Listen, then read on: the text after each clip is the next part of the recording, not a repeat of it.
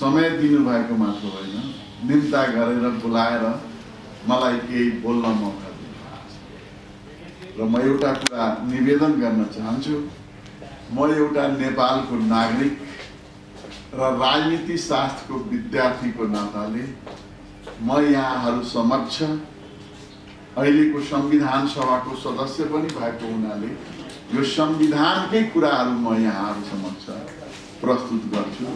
र मैले बाँकी भएका कुराहरू छन्, यहाँका जिज्ञासाहरू छन्, कुनै जिज्ञासा छन् भने मलाई यहाँले सोध्नुभयो भने मैले आफूले जानेका कुराहरू यहाँ समक्ष राख्छु। हाम्रो ऋषि सरले त उहाँले पहिले नै भनिसक्नु भएको छ, मुलुकको अवस्था, संविधानको संरक्षक, राष्ट्रपतिको भूमिका, प्रधानमन्त्रीको विघटन र अहिले चाहिँ विपक्षी दलहरूले सडकको जुलुस, अब न्यायालयमा भइरहेको कुरा, यो सबै कुराहरूलाई चाहिँ म अलिकति के अरे छोटकरीमा यहाँसँग निवेदन गर्न चाहन्छु। म पहिला निवेदन के गरेँ भने यो संविधान सभाबाट जनताद्वारा निर्वाचित प्रतिनिधिद्वारा बनेका संविधान, एकचोटि बनेन, दोस्रो चोटिमा बनेका। अब यसलाई यति राखौँ र यो संविधानको संरक्षण गर्ने, संवर्धन गर्ने र प्रवर्धन गर्ने पनि हरेक नागरिकको कर्तव्य। दोस्रो कुरा म के भन्न चाहन्छु भने यो संविधान अनुसार चाहिँ राष्ट्रपति अगाडि बढ्नु भएन, प्रधानमन्त्री गर्नु भएन, इत्यादि कुराहरू चाहिँ यहाँ आइरहेका कुरा म छुटकरीमै भन्न चाहन्छु। अब म यहाँ निवेदन पहिला राष्ट्रपतिबाट सुरु गरौँ।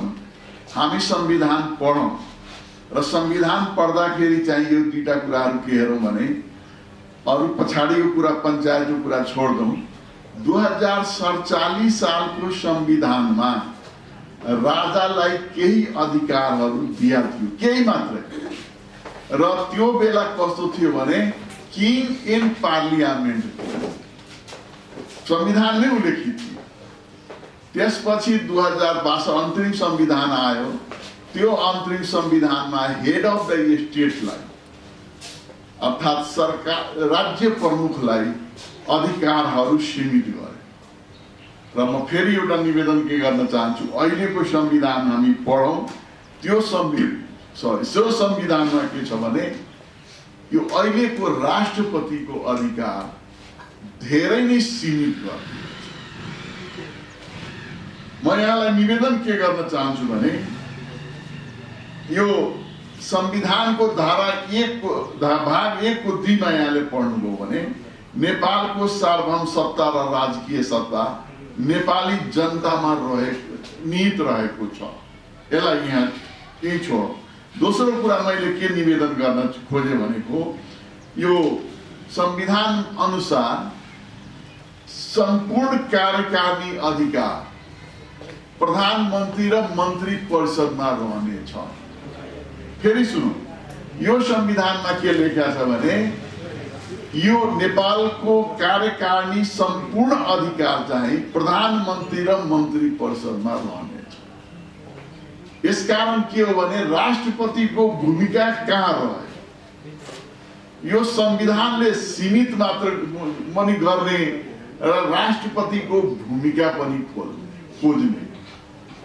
र हामीले के राष्ट्रपतिले केही गर्नु थाल्नुभयो भने सक्रिय हुनुभयो, कार्यकारिणी खोज्नु पनि भन्ने काम गर्थे।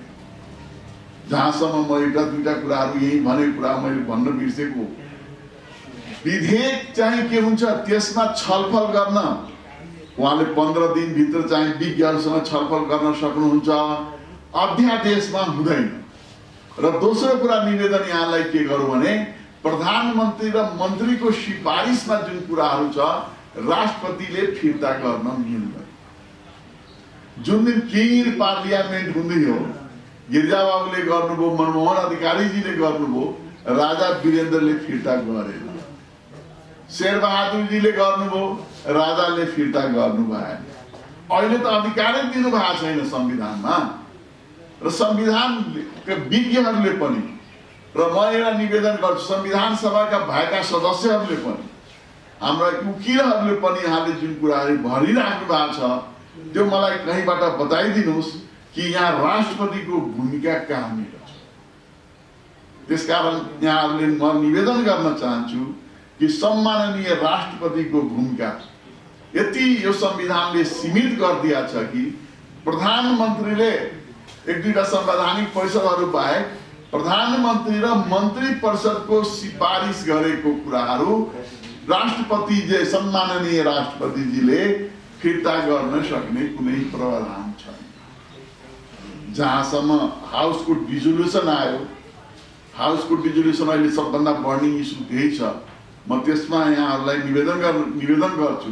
तर त्योभन्दा पहिला म के भन्न चाहन्छु भने प्रधानमन्त्री र मन्त्री परिषदले सिफारिस गरेको कुरा सम्माननीय राष्ट्रपतिजीले, मैले पहिले निवेदन गरेँ, उहाँले चाहिँ के छ अनुमोदन गर्नै पर्छ।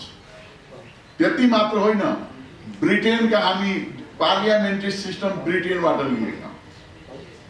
डेमोक्रेसीमा दुईटा सिस्टम हुन्छ। हुन त democracy is the one of the best system in the world भन्छन्, तर one of the worst system in the world भन्छन्, तर there is no any better system than this भन्छ। यो संसारको सबभन्दा खराब व्यवस्था हो डेमोक्रेसी, तर यो भन्दा राम्रो कुनै पनि व्यवस्था भएको छैन। डेमोक्रेसी ब्रिटेनबाट सुरु भएका हुन् र डेमोक्रेसीका दुईटा सिस्टम हुन्छ, पोलिटिकल सिस्टम। एउटा पार्लियामेन्ट्री सिस्टम हुन्छ, एउटा प्रेसिडेन्ट सिस्टम हुन्छ।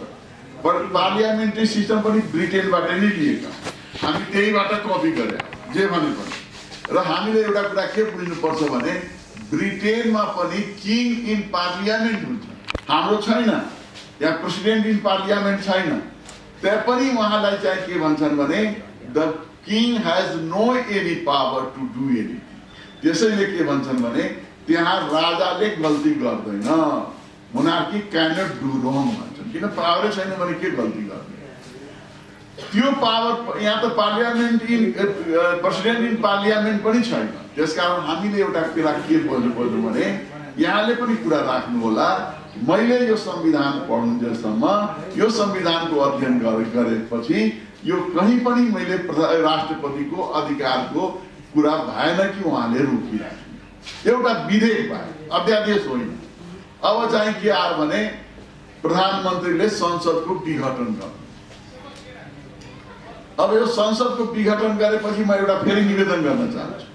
डेमोक्रेसीमा के हुन्छ भने सेपरेसन अफ पावर हुन्छ, चेक एन्ड ब्यालेन्स हुन्छ।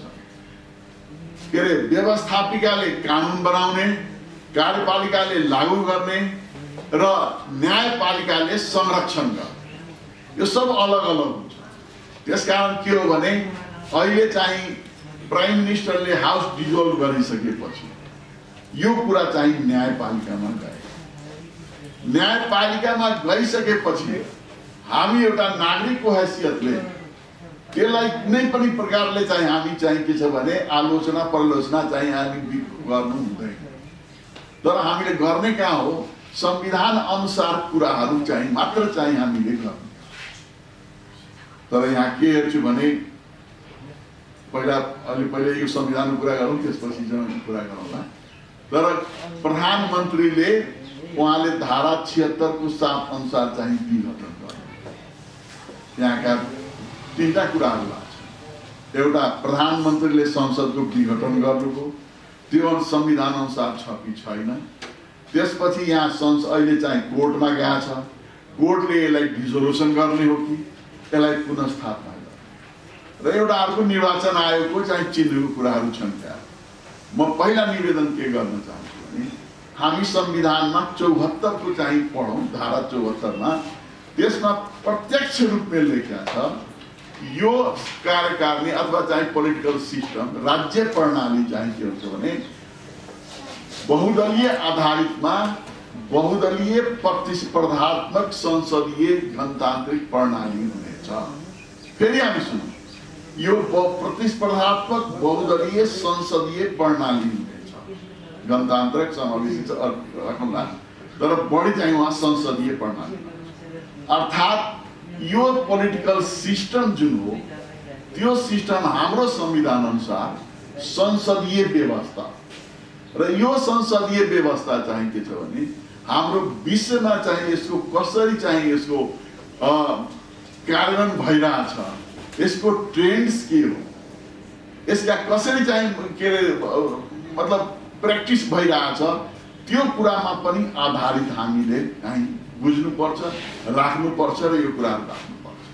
अब दोस्रो कुरा के आयो भने यो संविधान मार्फत 76 धारामा के छ भने सबभन्दा बहुमत दलको व्यक्तिले, संसदीय दलको नेता, सबभन्दा निर्वाचनमा सबभन्दा राजनीतिक दलको बहुमतको नेता, संसदीय दलको नेताले प्रधानमन्त्री निर्वाचित हुन्छ, त्यो अनुसार भएका हुन्। तर एउटा यहाँ फेरि राखौँ, यो मेजोरिटी पाएको पोलिटिकल पार्टीले संसदीय दलका नेता नै हुनुपर्छ, त्यो नेता छानेको हुनुपर्छ। दोस्रो धारामा के लेखिया छ भने यदि त्यो भएन भने 2 या 2 भन्दा बढी चाहिँ राजनीतिक दलका व्यक्ति, त्यसमा फेरि नेता छैन, व्यक्तिले चाहिँ के अरे प्रधानमन्त्री नियुक्ति गरिनेछ। अब त्यो पनि भएन भने त्यो के हुन्छ भने सबभन्दा बढी जुन राजनीतिक दलका नेताहरू छन्, दलका चाहिँ जुन व्यक्ति छन्, नेतै हुन्छन्, त्यसलाई ल्याउने हो।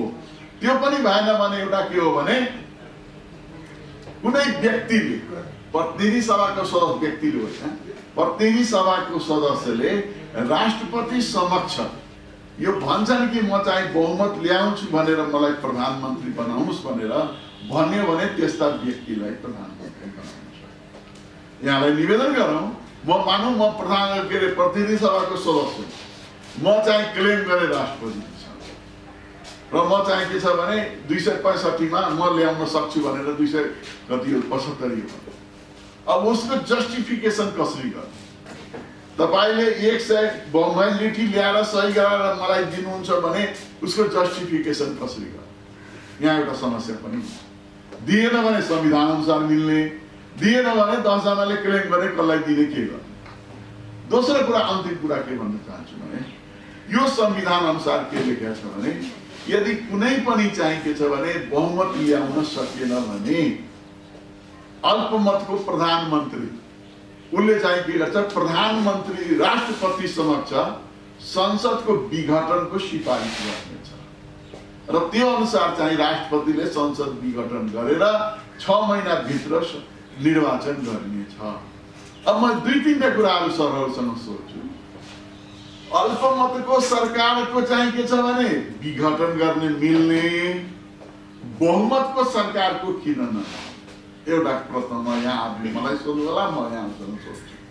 दोस्रो कुरा, यदि अल्पमतको सरकारले प्रधानमन्त्रीले म संसद विघटन गर्ने सिफारिसै गर्ने, त्यो बेला के गर्ने?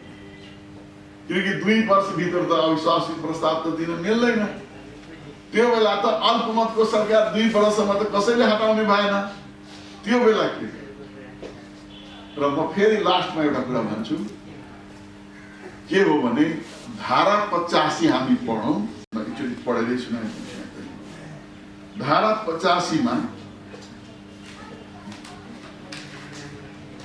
यो यहाँ छैन, प्रतिनिधि सभाको कार्यकाल यस संविधान बमोजिम आगामी विघटन भएकोमा बाहेक प्रतिनिधि सभाको कार्यकाल 5 वर्षको हुनेछ। यहाँ फेरि पढौँ, यस संविधान बमोजिम आगामी विघटन भएकोमा बाहेक, यसले 5 वर्ष चाहिँ हुनै पर्छ भने कहाँ लेखिएको छ? नम्बर 1, बहुमतको प्रधानमन्त्री चाहिँ विघटन गर्न पाउँदैन भने कहाँ लेखिएको छ? यो कुरा भयो। खैर जे भए पनि अहिले संसदको एउटा पक्षले पुनर्स्थापनाको कुरा गर्नुहुन्छ, एउटा विघटन निर्वाचनमा जाने र यो कुरा चाहिँ सुप्रिम कोर्टमा छ। दोस्रो कुरा, राजनीतिक दलहरूका नेताहरू र दलहरूलाई के देख्छु भने सडकमा चाहिँ व्यक्ति जनता, नेपाली जनताहरूलाई ल्याएर विरोध गर्ने र कोर्टलाई प्रेसर गर्ने कि तिमीले रिस्टोरेसन पुनर्स्थापना गर्नुपर्छ अथवा तिमीले विघटन गर्नुपर्छ। एउटा पक्षले सडकमा जुलुस निकाल्ने, के अरे क्षेत्रमा जुलुस निकालेर यसलाई पुनर्स्थापना गर्नुपर्छ। यदि गरिएन भने सडकमा चाहिँ के छ भने न्यायाधीशलाई ल्याएर लछार्नुपर्छ। एउटा पक्षले यो पुनर्स्थापना गर्नुपर्छ, के अरे डिजोल्युसन गर्नुपर्छ, यसलाई चाहिँ डिजोल्युसन विघटन भएन भने हामीले यो गरिदिन्छु भनेर। डेमोक्रेसी हो यो लोकतन्त्र हो, यो प्रजातन्त्र हो। यो विश्वको मलाई कुनै पनि मुलुकमा देखाइदिनुस् त यसरी कोर्टलाई, सर्वोच्च अदालतलाई, जहाँ सेपरेसन अफ पावर हुन्छ, जहाँ चेक एन्ड ब्यालेन्स हुन्छ, त्यसलाई चाहिँ बलको आधारमा, जनताको आधारमा तपाईले के गर्नुहुन्छ भने निर्णय गर्न लगाउनुहुन्छ भने त्यो चाहिँ डेमोक्रेसी होइन, मोबोक्रेसी पनि होइन, यो एनार्की हुन्छ। त्यसकारण म मिडियाका साथीहरूले, सरहरूले के भन्छु भने यस कुरामा यहाँले आफ्नो रोलहरू देखाउनु पर्ने भयो, गर्नुपर्छ। जस्तो उदाहरणको लागि के हो भने हुन त एउटा अर्को पनि कुराहरू छन्। न्यायाधीश र प्रधान न्यायाधीशहरूले भूतपूर्व चाहिँ बोल्नुहुन्छ, तर एउटा निवेदन गर्न म के चाहन्छु भने विश्वको कुनै पनि प्रधान न्यायाधीशहरू र मिलिट्रीका मान्छेहरू, रिटायर भएको मान्छेहरूले उहाँले राज्यबाट र हाम्रो जनताको करबाट उहाँले फ्यासिलिटी पाइरहेको हुन्छ। जुन दिन संविधान के उहाँले शपथ गर्न लिनुहुन्छ त्यो दिन पनि यहाँले पढ्नुभयो नेपालकै संविधान। म पदमा रहे या नरहे तर म आफ्नो दायित्व निर्वाह गरेका हुन्छु। तपाईले दायित्व निर्वाह गर्नुपर्छ, यसरी बोल्नु हुँदैन। जस्तो हिन्दुस्तानमा चाहिँ इन्दिरा गान्धीको 1971 मा 1971 मा रायबरेलीबाट चुनाव लड्नुभयो। चुनाव लड्दाखेरि उहाँलाई चाहिँ इलाहाबादको कोर्टमा उहाँको विरोधमा राजनारायण उहाँको प्रतिनिधि मुद्दा हाल्यो कि उहाँले प्रधानमन्त्रीको पावरको मिसयुज गर्नु र त्यसमा चाहिँ इन्दिरा गान्धीलाई चुनाव हराइयो। कांग्रेस पार्टीका र विरोधी वंशहरूले न पहिले बोले न पछि बोले। त्यति मात्र होइन, कुनै पनि प्रधान न्यायाधीश बोलेको मलाई देखाइदिनुहोस्। न्यायाधीश करे भूतपूर्व चाहिँ के छ भने सेक्युरिटी, मिलिट्रीका व्यक्ति, पुलिसका व्यक्ति बोलेको देखाइदिनुहोस्। र त्योभन्दा पहिला पनि एक शब्द पनि कुनै प्रधानमन्त्री पनि बोले, कुनै बोलेन कि मेरो विरुद्धमा के अरे म प्रधानमन्त्री छु, मेरो विरुद्धमा इलाहाबादमा मेरो चाहिँ के छ भने निर्वाचनको मिसयुज गरे भने भनेको छ, यो गर्छु भने बोले। न उहाँ इन्दिरा गान्धीले बोले, न उहाँको पार्टीले बोले, न विपक्षीले बोले। That is the meaning of the democracy.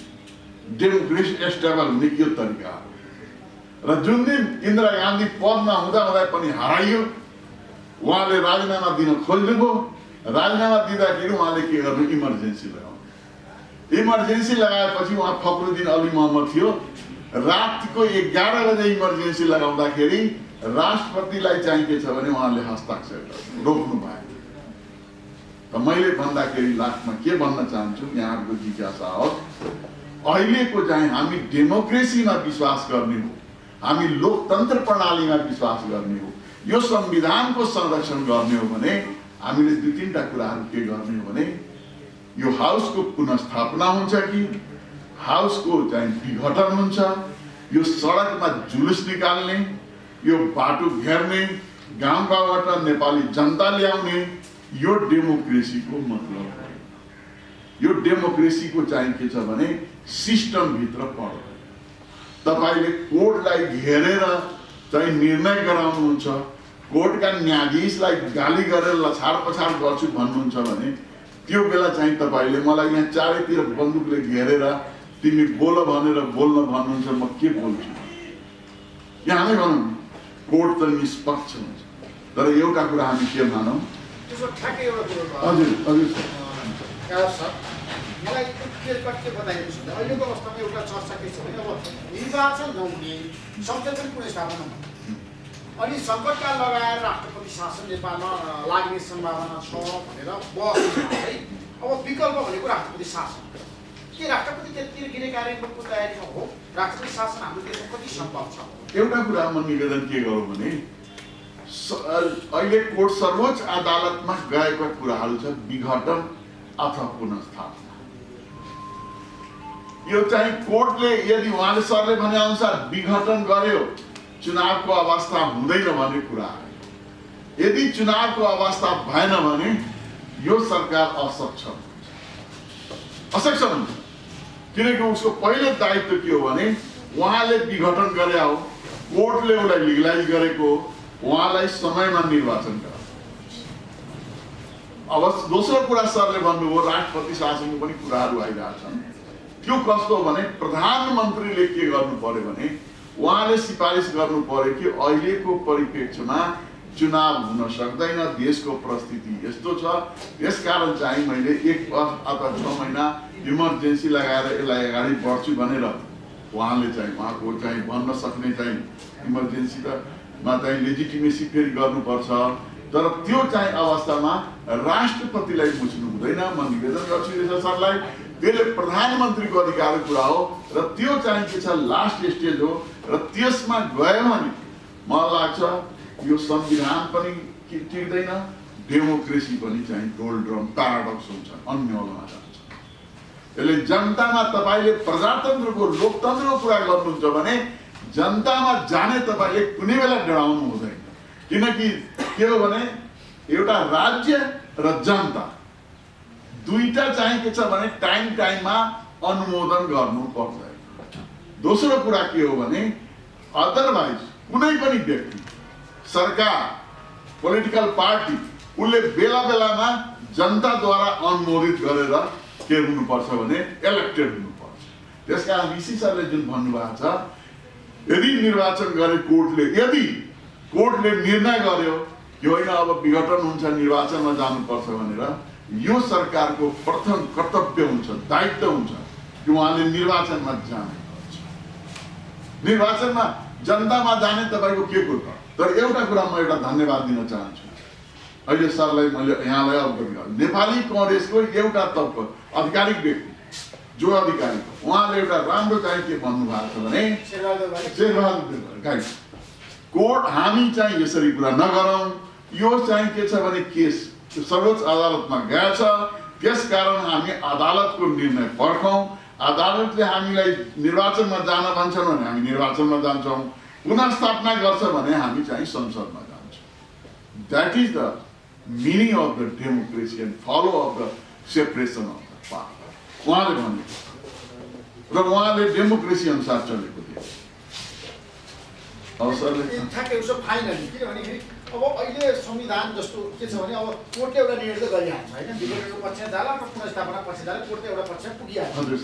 त्यो पुगेको अवस्थामा जस्तो अब कोर्टले ठिक छ प्राइम मिनिस्टर कदमलाई चाहिँ अब पार्लियामेन्ट सिस्टममा प्राइम मिनिस्टर संसद विघटन गर्नु ठिक छ, गयो प्राइम मिनिस्टर इलेक्सन भनेर कोर्टले भन्यो होइन, प्राइम मिनिस्टर इलेक्सनमा जानुभयो। उहाँले वैशाख 17 र 27 गते नीति तोक्नु भएको थियो, त्यो अनुसार चुनाव भएन भने के हुन्छ त्यो राजनीति कुरा होइन। त्यो अनुसार भएन भने चाहिँ के हुन्छ भने बडा राम्रो प्रश्न सोध्नुभयो। त्यसको त परिकल्पित गरेर चुनाव हुनै पर्छ। अब बाइदिले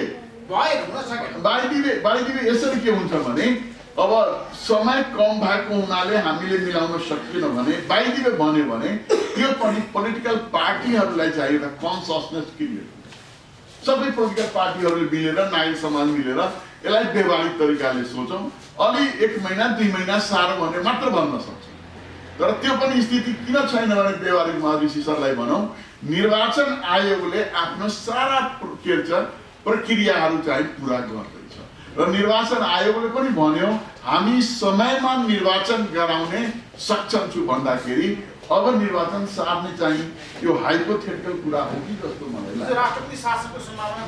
राष्ट्रपतिको शासन गर्ने मतलब भएन, किनभने जब कोर्टले डिसिजन दिन्छ कोर्ट अनुसार चल्ने हो, कोर्टले डिस्टोर गर्यो भने हाउस जाने हो, कोर्टले चाहिँ डिजोल्युसन गर्यो भने जनतामा चुनाव जाने हो। किन अहिले राष्ट्रपति शासन गर्ने अहिले कुनै कुरै उठेको छैन, मुलुकमा कुनै चाहिँ के छ भने एनआरकी पनि छैन, मुलुकमा कुनै द्वन्द्व पनि छैन, हिंसा पनि छैन।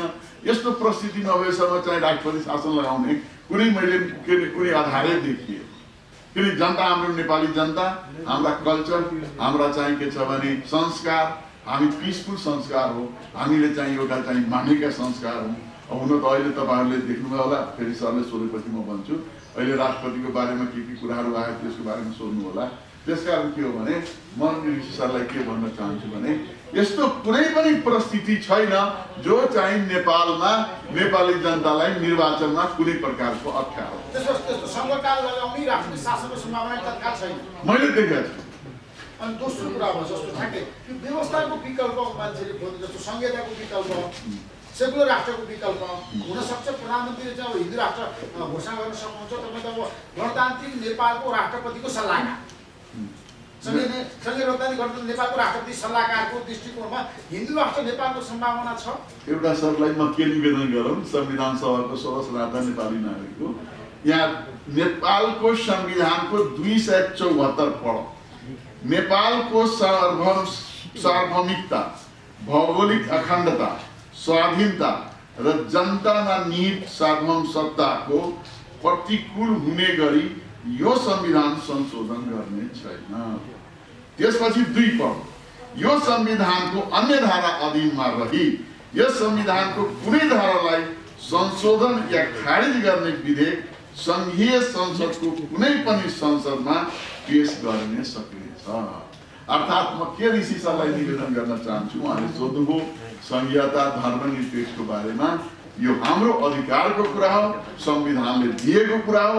भौगोलिक अखण्डता, सार्वभौम सत्ता, स्वाधीनता र जनतामा सार्वभौम सम्पूर्णता, यो 4बाट बाहेक कुनै पनि कुरा चाहिँ संसदमा र तपाईले जनतामा लिएर जान सक्नुहुन्छ। यो प्रत्येक नेपालीको के अरे अधिकारको कुरा हो। जस्तो म भए मैले भन्न मेरो अधिकार, ऋषि सरको अधिकार हो, हामी हिन्दू धर्म खोज्छु, कसैले अर्को धर्म भन्न उहाँको अधिकार हो, कसैले संघीयता खारिज गर्ने पनि अधिकार हो।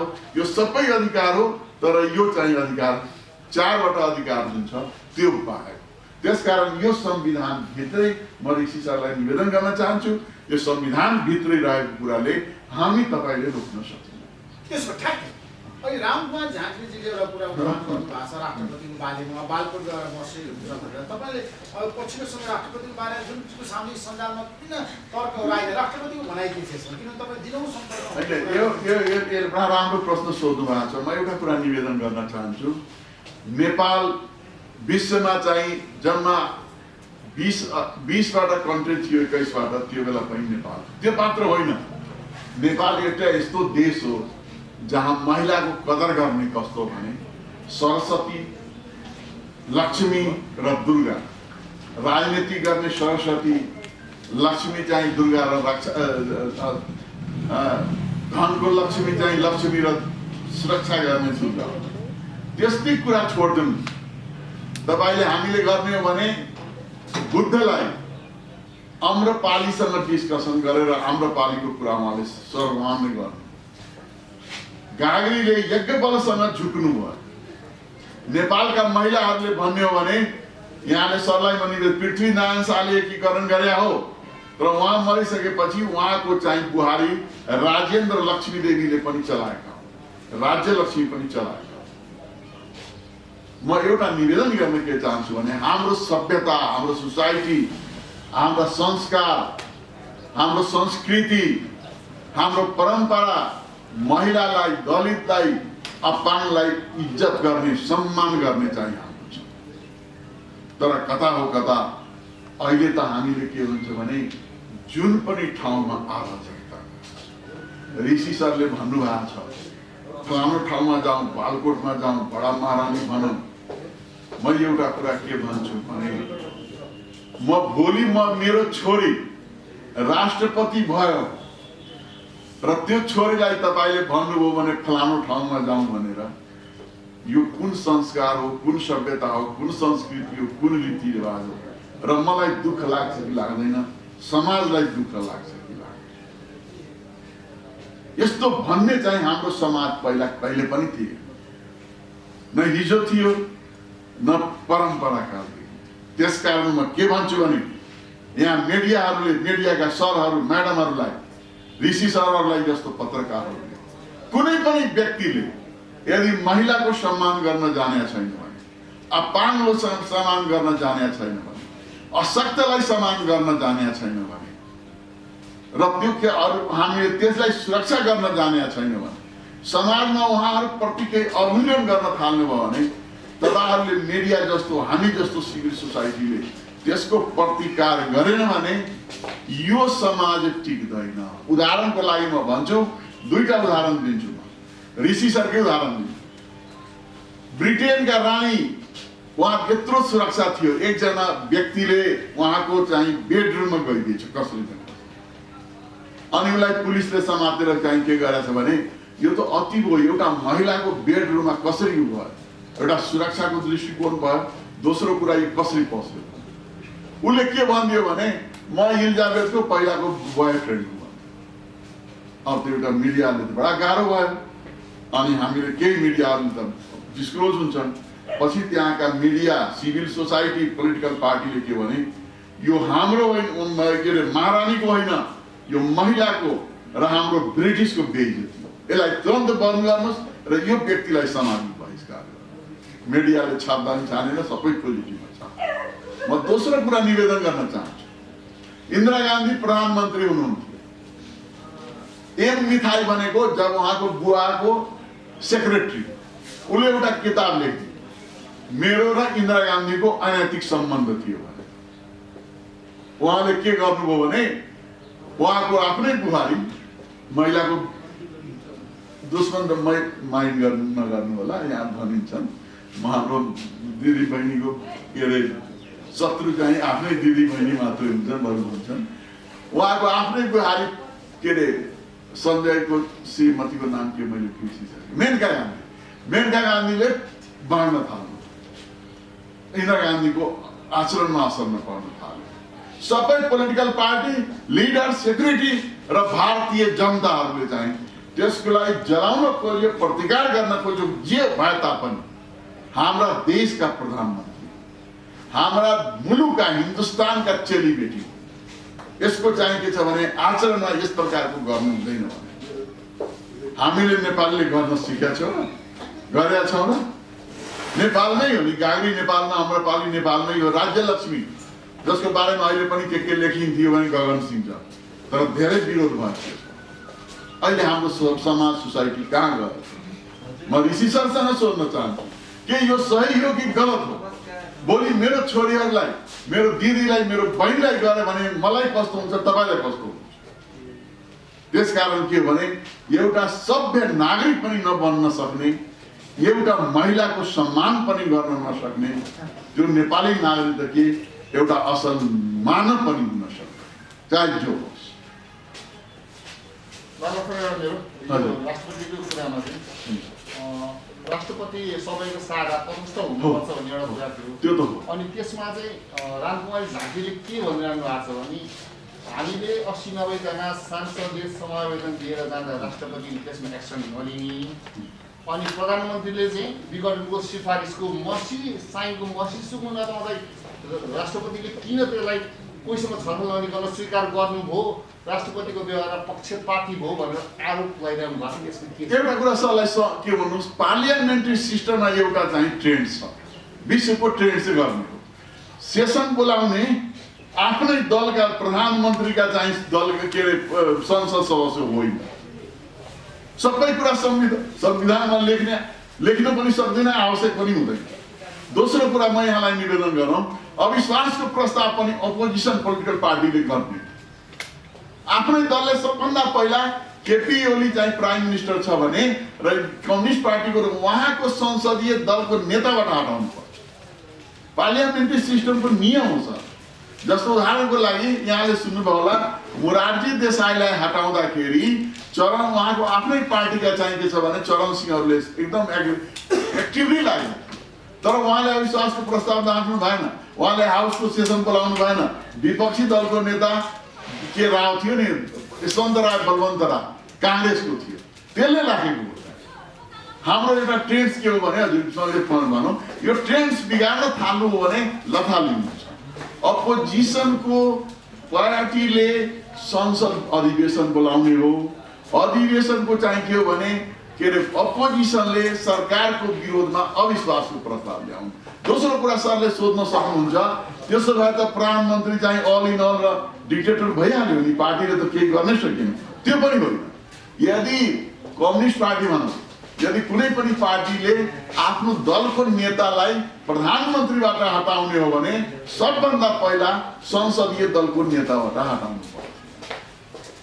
अब त्यो चाहिँ नगर्ने एकैचोटि चाहिँ के छ भने राष्ट्रपति कहाँ दिँदाखेरि सरहरूले नै भोलि भन्नुहुन्थ्यो यो संसदीय परम्परा अनुसार त भएन भनेर कुराहरू उठाउनु। यसो तपाईँको भनाइ चाहिँ राष्ट्रपति पक्षपाती हुनुहुन्न भने खालि भने मैले निवेदन गरेँ नि त, यो ट्रेन्ड हो यो। र राष्ट्रपति चाहिँ उहाँले चाहिँ जानुभयो, उहाँले चाहिँ के छ भने भीम रावल र हाम्रो एकजना पम्फा भुजाले जानुभयो। गएपछि उहाँले चाहिँ जाँदाखेरि हाउसको चाहिँ के छ भने कल गर्नु भन्नुभयो। उहाँले त पहिला आफ्नो पार्टीमा जानु पर्थ्यो, आफ्नो दलको नेतालाई भन्नुपर्छ। यहाँले हेरौँ न संसदीय दल, उहाँ फेरि अल्पमतको सरकारको त नेता त होइन प्रधानमन्त्री। प्रधानमन्त्री त बहुमत सरकारको संसदीय दल नेकपा नेपाल कम्युनिस्ट पार्टीको संसदीय दलको नेता हो र उहाँले त्यो संसदीय दलका संसदहरू। त्यसकारण यो कुरा चाहिँ ट्रेन्ड्स हामीले बुझ्नु पर्छ। सरहरूले पनि बुझ्नु पर्यो, हामीले पनि बुझ्नु पर्यो, इन्टरनेसनल ट्रेन्ड्सहरू पनि बुझ्नु पर्यो। सबै कुरा संविधानमा लेख्ने साध्य पनि। मेरो एउटा हजुर सर, जुन प्रधानमन्त्री एउटा कागज लिएर जानुभयो भने देश बेच्ने भनेर एउटा कागज बनाएर लिएर जानु भने राष्ट्रपतिले सिग्नेचर गरिदिन। मैले त पहिले नै निवेदन गरेँ 2047 सालको संविधानमा राजा र पार्लियामेन्ट केही अधिकारहरू थिए। 2062 कि 63 सालको संविधानमा अधिकारहरू धेरै सीमित गरे। अहिले त केही अधिकार छ। मैले भने नि देश बेच्ने भनेर सिग्नेचर गरिदिनु हजुर प्रकारको गर्ने राष्ट्रपतिले गर्नुभयो। एउटा कुरा म निवेदन गर्न चाहन्छु, मलाई राम्रो प्रश्न सोध्नु भएको छ। के हो भने यो त संविधान विघटनको कुरा भयो, संसद विघटनको। यो ब्रिटेनबाट हामी सुरु गरेका हौँ। यो प्रश्नहरू एकदम राम्रो प्रश्न हो।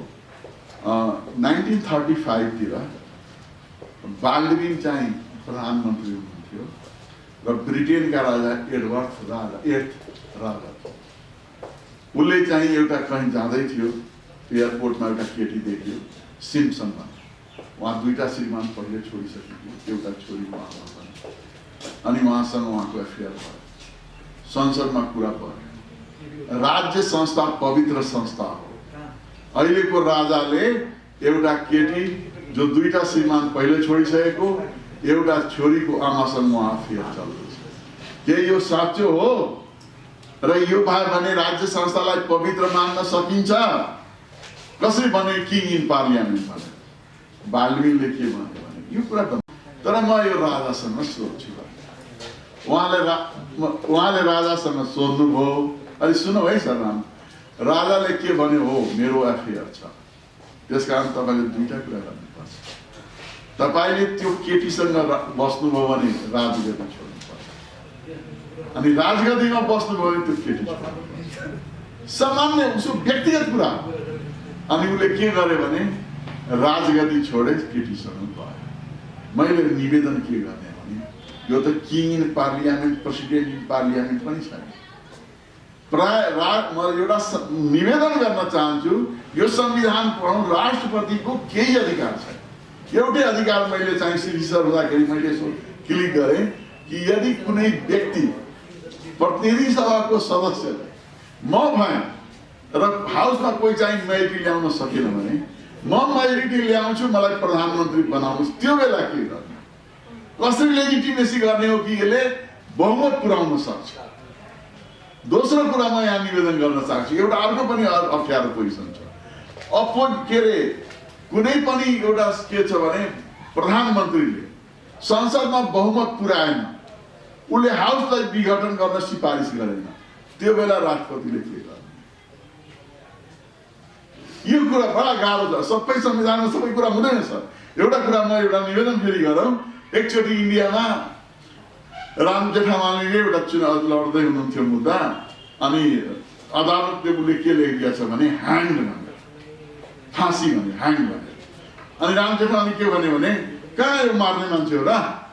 उहाँले हाम्रो सम्मानीय जजले त खालि ह्याङ्ड भनेको छ, यसरी झुन्ड्याउने मार्ने भयो। अब त्यो एउटा गाह्रो प्रश्न भयो, त्यो सोचेकै थिए। अब फेरि मुद्दा भयो, अनि त्यसपछि के लेख्यो भने किल अन्टिल द डेथ भनेर। यसलाई जबसम्म मर्दैन त्यसपछि हान्यो भनेर। अब त्यो त के हो भने समयअनुसार चाहिँ भइरहेको हुन्छ। कोर्टले एउटा अर्को पनि म भन्छु, कोर्टले हरेक कुराको चाहिँ डिसिजन दिन्छ। अब कोर्ट पनि के हुन्छ, संविधानमा धेरै कुरा लेखिया हुँदैन, धेरै कुरा अस्पष्ट हुन्छ, क्लियर हुँदैन। तर त्यसले के हुन्छ भने जजले आफ्नो जजमेन्टमा, स्वविवेकमा निष्पक्ष भएर जुन निर्णय गर्छन् त्यसलाई हामी मान्नुपर्छ। त्यसलाई जज मेड ल भन्छ, अर्थात् न्यायाधीशले बनाएको काम। त्यो इन्टरनेसनल चाहिँ के हो भने ट्रेन्ड्स हो। त्यसकारण हामीले के निवेदन गर्न चाहन्छु, हामी जजलाई, सुप्रिम कोर्टलाई डेमोक्रेसीमा विश्वास गर्ने भने उहाँहरूलाई विवाद गर्न। जजलाई तपाईँले सडकमा ल्याएर घिसाडेर तपाईँले आफ्नो अनुसार गर्नु हो भने यो चाहिँ के छ भने लोकतन्त्र प्रजातन्त्र हुँदैन। दोस्रो कुरा, यो अहिले चाहिँ मास भइरहेको छ। मास ल्याएर यो भाषण गरेर यो मैले के छ भने हाउस पुनर्स्थापना हुनुपर्छ, हाउस डिजोल्भ हुनुपर्छ, न त म यस्तो गर्छु भनेर तपाईँ जनताको, डेमोक्रेसी त के जनताको पनि नेता हुनु। तपाईँ जनताको नेता भन्ने, जनतामा जाने डराउने भनेको के को नेता हो? सेक्युरिटी लिएर जानुहुन्छ। म एउटा निवेदन गर्न चाहन्छु, डेमोक्रेसीमा सेक्युरिटी के को सेक्युरिटी हो? तपाईँ जनताको नेता हुनुहुन्छ, जनतामा जानुहुन्छ, डराउनुहुन्छ। इब्राहिम लिङ्कन त राष्ट्रपति थिए 1863 मा। म हजुरलाई यसमा क्वेसन क्रस गरेँ। प्रधानमन्त्रीले कालो मास्क लगाएर विरोध गर्नुभयो, कालो मास्क लाने जानेलाई कार्यक्रममा प्रवेश दिनु भएन, किन डराउनु भएको होला? कालो क्यामेरा अगाडि बोल्न नडराउने, अनि कालो कोट र कालो टोपी आफै लगाएर जाने, अनि कालो मास्क लगाउन जानेलाई चाहिँ उहाँको कार्यक्रममा निश्चित गरियो। होइन, एउटा त के हो भने कालो देखाउने नै एउटा विरोध छ। डेमोक्रेसीमा तपाईँको विरोध त हुन्छ। डेमोक्रेसीमा विश्वास गर्ने, डेमोक्रेसीको नेता बन्ने अनि विरोधसँग डराउने, त्यही भएर त्यो गलत हो। जस्तो उदाहरणको लागि भनौँ न, म त्यही भन्न जाँदै मास्ककै कुरामा लगाएर गइन्छ सबै कुरा कालोमा चाहिँ नगर्ने, मास्कमै विरोध गर्छ। होइन, मास्क पनि कालो। अब मास्कको कलर त त्यो त हाम्रो अधिकारको कुरा, जुन पनि कुरामा लिने। प्रधानमन्त्रीले विरोध गर्नु हो, तपाईँ के भन्नुहुन्छ? होइन, त्यसलाई हामी राम्रो मान्दैन, त्यसलाई राम्रो मान्दैन। म प्रधानमन्त्रीको हरेक कुराको सपोर्ट गर्ने मान्छे होइन। म संविधानको सपोर्ट गर्ने हो, म राम्रो कुराको सपोर्ट गर्ने, म डेमोक्रेसीको सपोर्ट गर्ने। उहाँले चाहिँ कालो मास्क लगाएर गएपछि चाहिँ जनतामा भ्रम बनाएर आतंक बनाउनु खोज्यो हाम्रो प्रधानमन्त्री। होइन, त्यो यदि डेमोक्रेसीको विरुद्धमा छ, विरुद्धमा छ। तपाईँले कालो झन्डा देखाउन सक्नुहुन्छ। 2047 मा भट्टराईजीको रामेश्वर यादवले सर्लाही जिल्लामा कालो झन्डा लिएर देखायो। उहाँले माग पनि लिनुभयो, कालो झन्डा पनि देख्नु। अनि कालो मास्कमा प्रधानमन्त्री किन डराउनु? त्यही त मैले भन्छु, त्यो डेमोक्रेसीको विरुद्ध हो। Thank you. थ्याङ्क यू है।